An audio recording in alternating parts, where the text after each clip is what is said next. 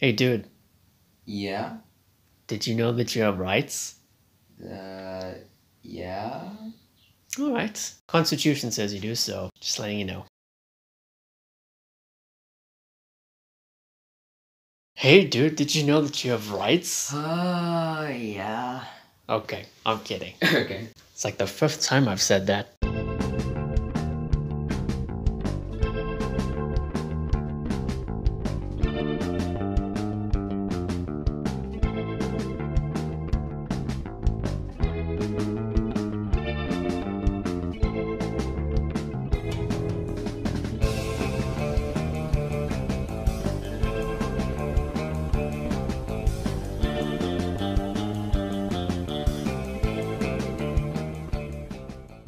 Hey guys, welcome back to the channel.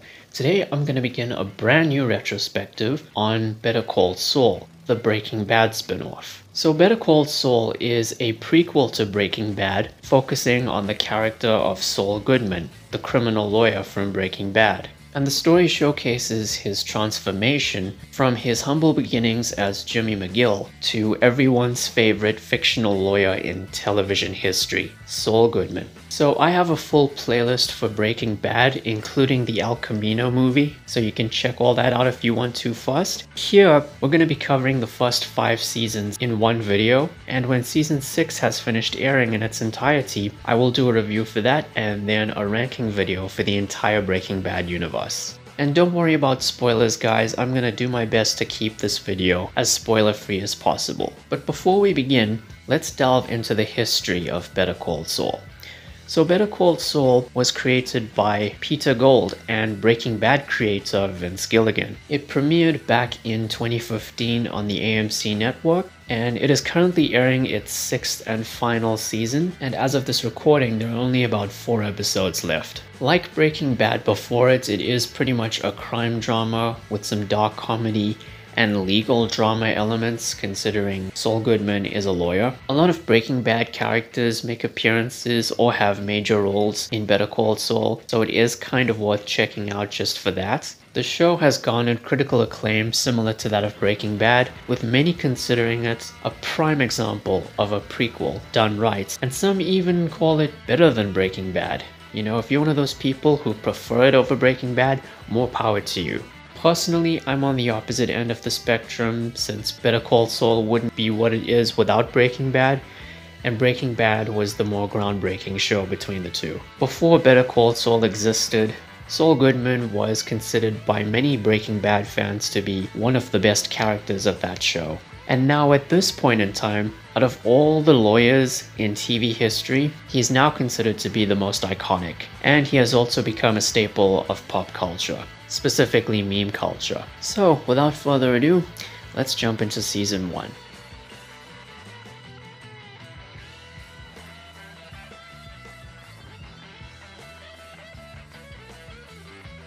So season 1 takes place 6 years prior to the events of Breaking Bad, and Jimmy McGill isn't Saul Goodman yet. Instead, he's a struggling public defender who finds a golden opportunity when a couple are accused of embezzlement. So season 1 is an excellent beginning to the show for so many reasons. Mostly for the character development and just the overall style and tone of the show. So stylistically, Better Call Saul is very similar to Breaking Bad, although there is a much stronger emphasis here on visual storytelling, especially in the later seasons. The title sequence is also very unique because across all 10 episodes, at least for the first 5 seasons, each title sequence has something different to offer while maintaining the same music. Now they keep reusing these for each and every season, but one thing a lot of people have noticed recently is that with each subsequent season, the color in these title sequences slowly deteriorates. And because season 6 has 13 episodes, I wonder what title sequences will be used for the last 3 episodes.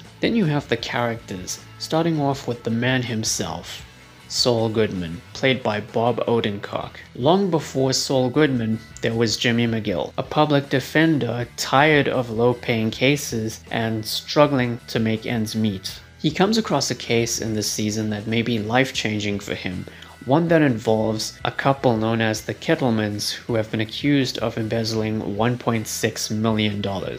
He agrees to take this case, but it does lead to all kinds of trouble.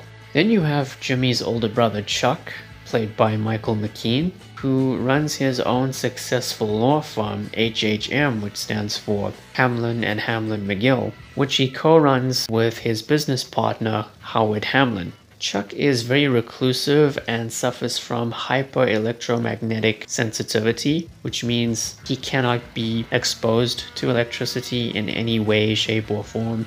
All the lights have to be off, everything has to be unplugged. There should be no cell phones around him. He and Jimmy do not get along very well, given how their childhood played out, and the show expands on that in some ways. I think you'll be interested to see that. Then you have Howard Hamlin, the person running HHM alongside Chuck. He is kind of a longtime foil and rival of Jimmy's, given their history together, and it's one of those ongoing rivalries that I'm sure will pique your interest. Then we have Kim Wexler, an attorney who maintains a very close friendship with Jimmy. And honestly, without her, I don't think Jimmy could carry this show, even as the main character. Then we have Ignacio Varga, aka Nacho. He's played by Michael Mando, who you may remember from video games such as Far Cry 3 and other TV shows like Orphan Black, a show that I so happen to be watching at the moment, and I'll be reviewing it next year in time for its 10th anniversary. So Nacho is a member of the Salamanca crime organization. He's very intelligent, yet very quiet and reserved, and above all else, he cares for the well-being of his father, Manuel. Plus, the way he and Jimmy meet for the first time was pretty cool, and yeah, Nacho is one of the best characters on this show. I was skeptical going into the show because we're being introduced to a lot of new characters who I assumed would be inferior to the ones in Breaking Bad, but I was so wrong. These are among the best characters in the entire Breaking Bad universe. But let's not forget the Breaking Bad characters who returned for Better Call Saul, such as Mike Armentrout. I'm sure you remember him. He's played once again by Jonathan Banks, and he and Bob Odenkirk had excellent chemistry not only in this season, but throughout the entire show. Plus, we get some insight as to what Mike was doing before he started working for Gus Fring. And there's an entire episode in the first season, it's the 6th one if I recall, dedicated to him and an aspect of his family's history. And Jonathan Banks nailed his performance in that episode. There are some other Breaking Bad characters who make appearances throughout the show, but I'm not going to mention all of them because that'll kind of take the surprise out of it. Especially the ones who just have cameos. The show may be a prequel to Breaking Bad, however, there are flash forwards in black and white at the beginning of each season that take place after Breaking Bad. Aside from season 6, they do something different there. And I'm hoping that by the end of the final season, the show goes beyond the Breaking Bad timeline so that we can get some much needed closure for Saul Goodman. And it culminates in a great finale that paves the road for the next big chapter in Jimmy McGill's journey to becoming Saul Goodman.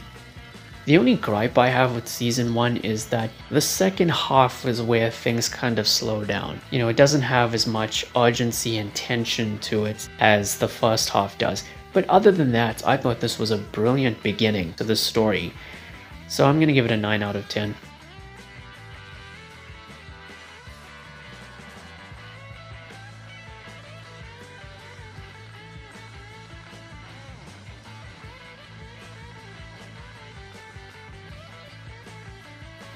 So season 2 sees Jimmy McGill now working at a law firm by the name of Davis and Main. And of course, several other recurring storylines continue. So this was another great season of Better Call Saul, but it's one of my least favorite seasons, to be honest. And I'll get to why in a bit. So Jimmy takes a job at Davis and Main's. Aside from that, he even tries out some other ventures across the season. There's a scheme he learned from an old friend, which was explored in season 1. And then he also tries out another venture that is more akin to his Saul Goodman persona from Breaking Bad. And regardless of whatever he does throughout the season, it's nice to see Kim going along with him for the ride. Kim and Howard are at odds, trying to obtain the Mesa Verde Bank as a potential client for HHM. Jimmy uses questionable tactics to acquire some new plaintiffs, and this draws the attention of Chuck in particular. That and a couple of other things result in growing tensions between the two of them throughout the season. The Salamancas appear from this season onwards, and if you've ever wanted to see Hector, aka the Lord of the Dings, out of his wheelchair and speaking, well, you've come to the right place. Hector plans to take over Nacho's father's business, and so Nacho teams up with Mike in an effort to potentially kill him. So yeah, there's a lot of really interesting stuff, and the finale in particular ended on this cliffhanger that I did not see coming. It just came out of nowhere. But the only problem I have with season 2 is that out of all the seasons in the show, this is kind of the least interesting and possibly most boring season because the whole story feels stretched out a little bit, you know? Whereas with season 1, the second half was slow. The entire second season feels a bit too sluggish, mainly because most of what you see is just a bunch of setups for season 3. But other than that, I thought this was a great follow-up to season 1, so I'm gonna give it a 9 out of 10.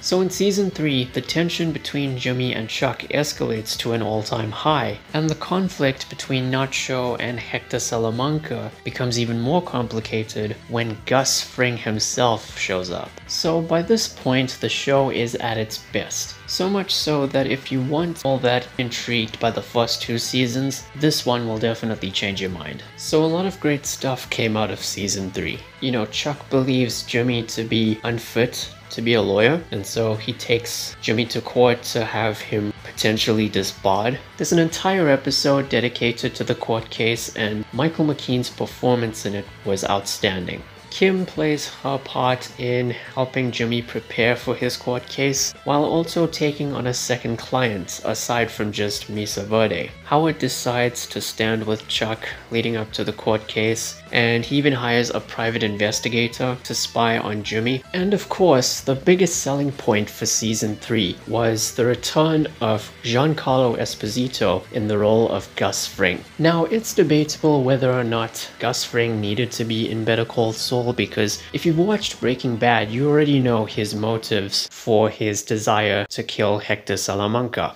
But I mean, the character is such a huge phenomenon, and no one can play him better than Giancarlo Esposito. So the efforts of Mike and Nacho in assassinating Hector are interrupted by, of course, Gus Fring, because he wants to be the one to determine whether Hector should live or die. And just seeing him meet several characters face to face for the first time, such as Mike, Nacho, and of course Jimmy, all that was great. And the finale was fantastic, and it ended on an even more shocking cliffhanger than the season 2 finale. My only problem with season 3 is that the first half can be a bit of a drag.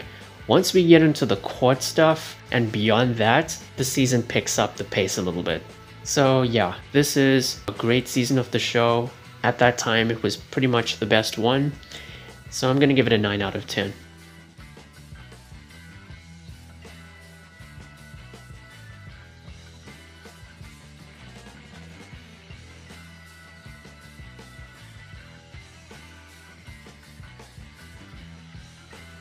So in season 4, everyone is coming to terms with what happened at the end of season 3, and the iconic meth lab from Breaking Bad begins its construction. So I was blown away by how amazing this season was. You know, I didn't think the show could get any better after season 3, and I was so wrong. At the time of watching season 4, I thought it was my favorite. So Jimmy, Kim, and Howard are still processing the aftermath of season 3, and Howard in particular shoulders some of the blame for it. You know, he believes he's partially responsible for what happened. Because Jimmy's lawyer license has been suspended, Kim now has to resort to multiple jobs to make ends meet, especially since she's kind of getting bored with all the Misa Verde stuff. And I really liked what Jimmy got up to throughout the season. Basically, he got a bunch of prepaid cell phones and resold them. Not smartphones, but old school cell phones, if you want to call them that. Meanwhile, Mike enlists the help of Werner Ziegler, a construction engineer who works for Madrigal Electromotives, the company that was introduced in season 5 of Breaking Bad. He's arrived to begin construction on Gus's meth lab, or as they keep referring to it in Better Call Saul, the Super Lab. Gus suspects that Nacho may not be willing to stick to their plan, so he has Mike follow him. This season also introduces a new character, and specifically a new Salamanca, Lalo Salamanca, played by Tony Dalton. So Lalo is one of Hector's many nephews and has arrived to help Hector run his business. And Hector also has him spy on Gus because he is suspicious of his day-to-day operations. Lalo has a very small role here, but it becomes more prominent later on, and he's now become one of the most iconic villains in the entire Breaking Bad universe. And Tony Dalton knocked his performance out of the park. There is a bit of a time jump in the season. It's not really a big deal, but the thing is, the show started out in 2002, 6 years before the events of Breaking Bad. And at the beginning of this season, I guess it's around 2003, because when the time jump happens, we get to 2004. Though I will say it was much needed, because with each subsequent season, the story needs to get closer and closer to the Breaking Bad timeline. And the finale is easily one of the best finales in the entire Breaking Bad universe. It was tense, it was chilling, and the very last scene, without giving too much away, this is definitely the moment when Jimmy McGill became Saul Goodman. I'm just gonna leave it at that. And this is the first season of the show that I would say is perfect, aside from season 6 so far. I don't have any issues with that season either, for now of course. So I'm gonna give season 4 a 10 out of 10.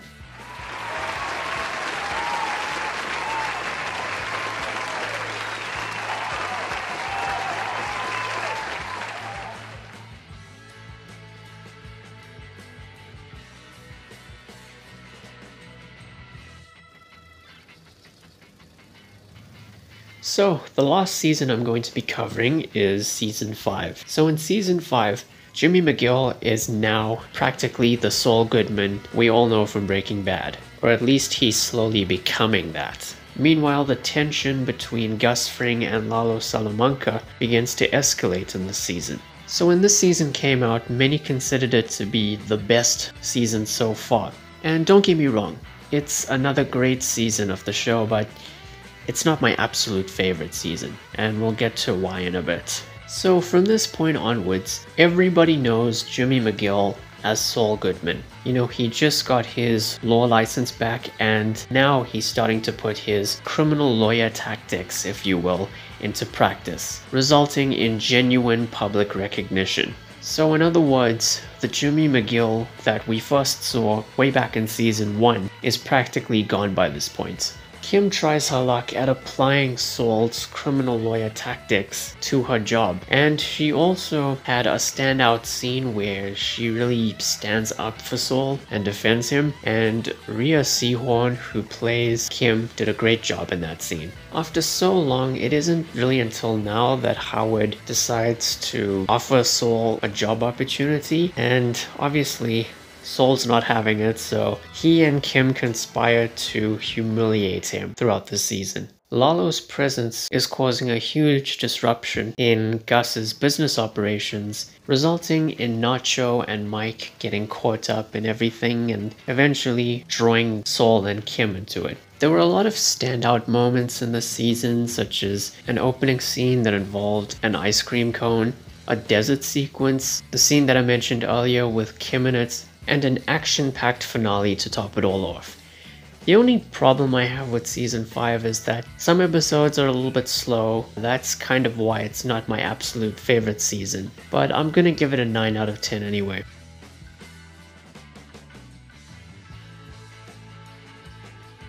So yeah, that was my retrospective on Better Call Saul. I kept this one spoiler free because we can always save spoilers for the Breaking Bad universe ranking. And season 6 is still airing, so I can't really review it yet. And so as for next time, guys, I'm going to be doing something a little bit different. There's a German band you may know, you may not know, called Blind Guardian. They have a new album coming out in September, so I'm gonna do a retrospective on all of their studio albums. I'm a huge fan of these guys. They were one of the first metal bands I ever listened to, and at some point I was bound to cover them on this channel, so look forward to that very soon, guys. And yeah, thank you all for watching. Please be sure to like the video, share it, and subscribe. Ring the bell. Take care, and I'll see you soon.